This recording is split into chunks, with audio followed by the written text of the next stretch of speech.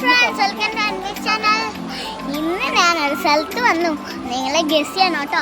അന്നേരം നിങ്ങൾക്ക് വെക്കേഷൻ തുടങ്ങി, എനിക്ക് വെക്കേഷൻ തുടങ്ങി. ഓക്കെ, അന്നേരം വെക്കേഷൻ തുടങ്ങിയോണ്ടാണ് ഞാൻ വന്നത് ഇവിടെ. എൻ്റെ ബാക്കിൽ നിങ്ങൾ മഞ്ഞ് കാണുന്നുണ്ടോ? കാണുന്നുണ്ടോ?